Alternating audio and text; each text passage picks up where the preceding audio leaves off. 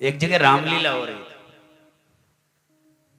रामलीला में जिस दिन राम रावण का संवाद था उस दिन भीड़ ज्यादा होती है। क्षेत्र के लोग भी टूट के आके पढ़ते हैं कि राम रावण का संवाद होगा। राम रावण का संवाद में क्या दोनों तरफ से ज्ञान की बातें होंगी। रावण भी भले ही जो है दुराचारी हो गया था, लेकिन उससे बड़ा विद्वान धरती पे कोई था ही नहीं। इसलिए राम और रावण के आमने सामने बहुत ज्ञान मिलता है उस समय। अगर राम रावण के संवाद की कथा सुनी जाए तो बहुत ज्ञान की चर्चाएं होती है। इसलिए ज्ञान सुनने के लिए ज्यादातर श्रोता आते हैं। हमारी कथा में तो वही आएंगे कि महाराज जी के यहाँ कुछ ज्ञान मिलेगा, उतने ही सीमित आता है। वो जानते हैं कि नाचनो गानो तो हो तो ना है, इसलिए वो नाचे भाई तो आंगी नहीं कि मां नाच वो तो होती ना, बेकार है, का करेंगे वह कथा में जाए। वो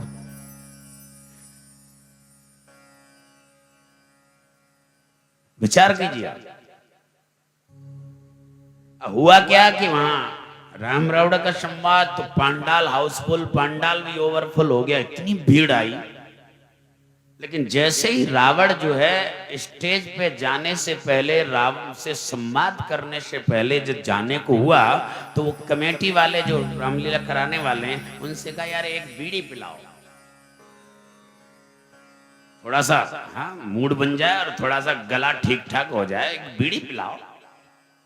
कमेटी वाले रामलीला कराते हैं, राम भक्त थे, राम के इतने समर्पण था उनका। उन्होंने कहा यार अपना पाठ अदा करने के बाद पी लेना, लेकिन इस समय हमारे प्रभु के सामने तुम पाठ करने जा रहे हो, उनके सामने बोलोगे आपके मुंह से बदबू आएगी, दुर्गंध आएगी। प्रभु हमारे राम इष्ट हैं, इसलिए ये बीड़ी फीड़ी नहीं, अशुद्धता और अपवित्रता नहीं। हमारे प्रभु राम के सामने आप खड़े होंगे तो कम से कम वहां तो सही सलामत होने चाहिए। और तुम्हारे मुंह में से बदबू आ रही है, दुर्गंध आ रही है बीड़ी की, तंबाकू की, भगवान पसंद करेगा क्या? अब नहीं, भगवान के यहाँ जाते हैं, मंदिर में जाते हैं, कितनी शुद्धता और पवित्रता का ध्यान रखना पड़ता है। इसलिए कमेटी वालों ने मना कर दिया, बीड़ी नहीं। रावण जो ठहरा नहीं, वो नहीं, यूनिफॉर्म उतार के फेंक दी, मुझे नहीं करना आज रावण का पाठ। यूनिफॉर्म उतार के फेंक दी। कमेटी वाले घबरा गए, ये क्या कर रहे हैं, आज इतनी पब्लिक आई है, आज पत्थर फेंकने लग जाएगी पब्लिक अगर राम रावण का संवाद नहीं हुआ तो, क्योंकि केवल इसीलिए पब्लिक आज आई है। और कमेटी वाले हाथ जोड़ने लगे, भैया तू कर क्या रहा है, कपड़े ही उतार के फेंक दे, यूनिफॉर्म उतार के फेंक दे उसे, कि मुझे नहीं पाठ करना। कमेटी वाले हाथ जोड़ने लगे, भैया एक सैंपल ले ले, पूरा एक बीड़ी की का चले, पूरा कार्टून मंगवाए दे, पर कैसी हमारी लाज रख ले। रावण जो ठहरा अभिमानी, जिसने किसी की नहीं मानी उसका नाम अभिमानी। अभिमानी जो होते हैं, घमंडी होते हैं ना, वो किसी की बात नहीं मानते, चाहे उनके सामने भगवान आके समझावे, चाहे गुरु आके समझावे, चाहे कोई और आके समझावे। लेकिन घमंडी जो होते हैं ना, अभिमानी जो होते हैं, अभिमानी का नाम ही क्या है, अभिमानी यानी जिसने किसी की नहीं मानी, और पछताता है। बार बार उसके सामने संकट और समस्याएं आएंगी लेकिन सुधर नहीं सकता है, क्योंकि अभिमानी जो ठहरा किसी की नहीं मानी। रावण जो ठहरा किसी की बात नहीं मानी। कमेटी वालों ने कह दी भैया पूरा सैंपल लाके दे दें, कार्टून लाके दे दें। बोला मुझे करना ही नहीं, बिल्कुल मना कर दिया। अभिमानी था, काऊ की बात मान सकता है क्या? नहीं मानी। नहीं तो देखो रामायण में आप, ये जरूरी नहीं है कि मां सीता का अपराध केवल रावण राक्षस ने किया। मां सीता का अपराध इंद्र के पुत्र जयंत देवता ने भी तो किया। ऐसा नहीं है कि राक्षसी अपराध करते हैं। मैंने कल भी बताया था कि गलती सबसे होती है, गलती अगर जिससे कभी नहीं हो वो तो भगवान हो जाएगा ना। जिससे कभी गलती ना हो भगवान है, और गलती कर संभल जाए वो इंसान है, और गलती को गलती न माने वो शैतान है, और अड़ार है बार बार गलती करने पे वो बेईमान है। तो आजकल शैतानों की संख्या ज्यादा हो गई कि गलती करने के बाद उस गलती को कबूल नहीं करता आदमी, वो शैतान है। और ऊपर से भगत बन रहा है, तिलक लगा के लोटा ऐसे चढ़ाएगा जैसे कितना बड़ा भगत है भाई। शैतान, उसी का नाम शैतान है जो गलती को गलती कबूल नहीं करता। गलती कर ले, कबूल कर ले कान पर, हाँ मैंने ये गलती की। कौन है जिससे कभी गलती नहीं हो? गलती ना हो तो भगवान हो जाएगा, गलती तो सबसे होती है। ऐसा नहीं है कि मां सीता का अपराध केवल राक्षस ने किया, मां सीता का अपराध देवताओं ने भी तो किया, इंद्र के पुत्र जयंत ने। लेकिन इंद्र का पुत्र जयंत जो है चोंच लगा करके मां सीता के चरणों में गया। गोस्वामी जी ने चरणों को ही दिखाया है क्योंकि उन्होंने चरण ही देखे, बाकी अन्य रामायण है क्योंकि नाना भांत राम अवतारा, रामायण सतकोट अपारा, अलग अलग रामायणों में अलग अलग वर्णन है। वक्षस्थल पे चोंच मार के गया। गोस्वामी जी चरण दिखा रहे हैं, मां सीता के चरणों में, मां के चरणों में ही रहना चाहिए। लेकिन वो गया चोंच मार के, रक्त बह रहा है, और भगवान राम को मालूम पड़ी तो भगवान राम ने उसके पीछे बाण छोड़ा, तीनों लोकों में उड़ा। सबसे पहले अपने पिता के पास गया, लेकिन पिता ने भी शरण नहीं दी। जो भगवान का नहीं तो वो किसी का नहीं। जो भगवान को न माने, गुरु को न माने, माँ बाप को न माने, तो वो किसी का नहीं है, वो किसी का हो ही नहीं सकता है। ऐसे व्यक्ति का त्याग कर देना चाहिए।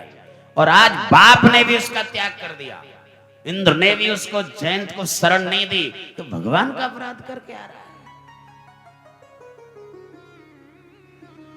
जो भगवान का अपराध करे, गुरु का अपराध करे, माँ बाप की बात नहीं माने, भगवान की बात नहीं माने, गुरु की बात नहीं माने, तो वो किसका हो सकता है? वो किसी का नहीं हो सकता है।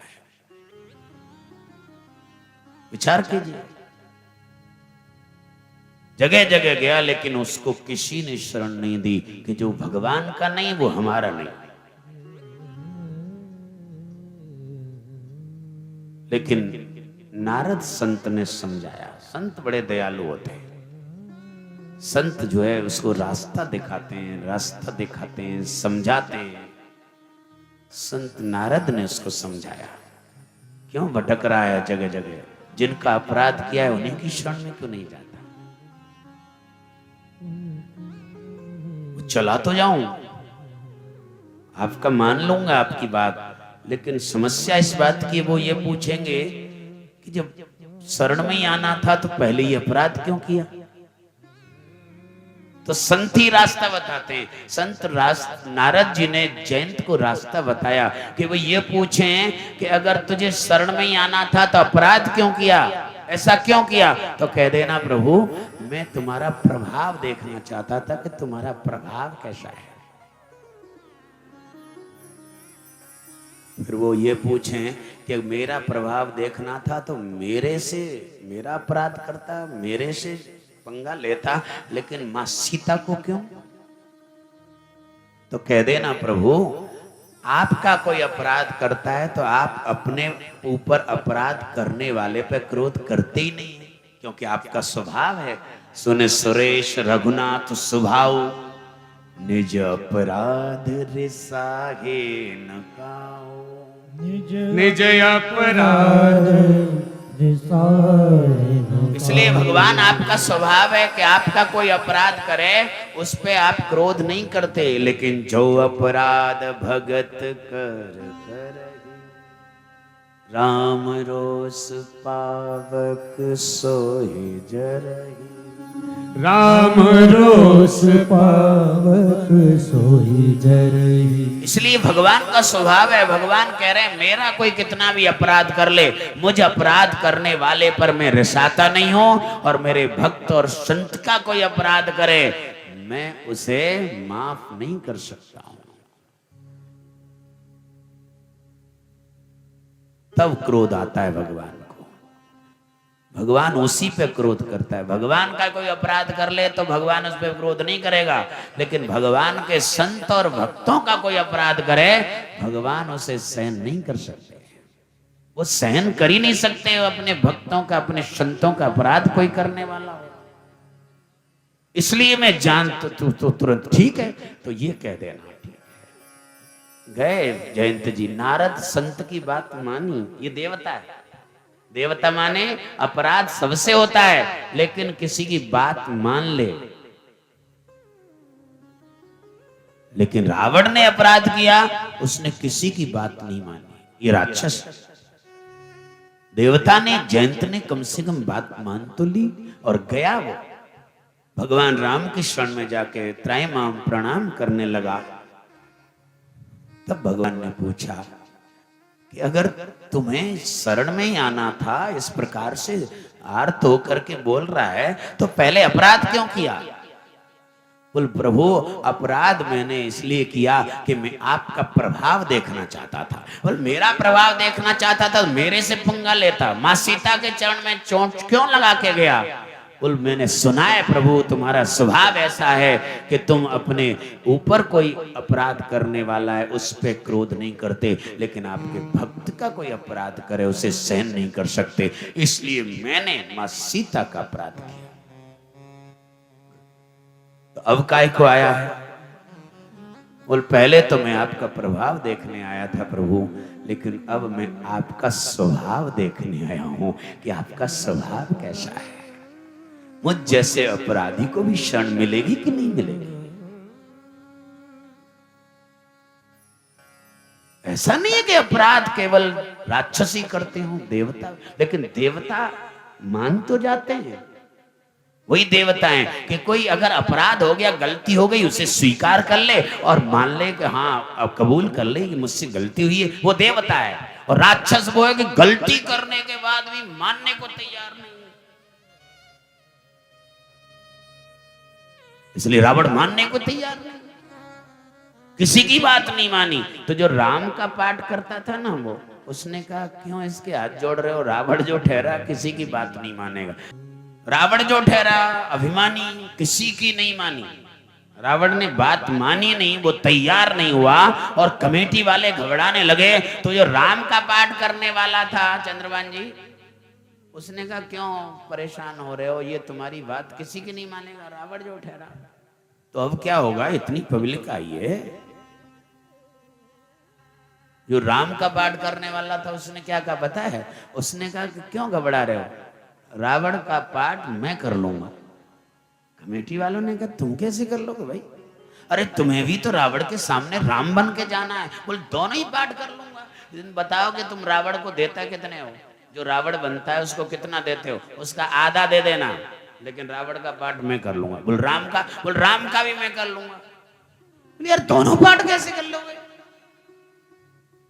राम का पाठ करने वाले ने कहा देखो मैं इस समय राम बन के हूं कि तैयार हूं कि नहीं? बोलो जब मेरी बारी आया करेगी तो मैं इस प्रकार से राम का पाठ कर लूंगा, और जब रावण की बारी बोलने की आएगी तो पीछे 10 मस्तक बांध दो, उल्टा हो जाया करूंगा, तो मैं रावण का पाठ कर लूंगा।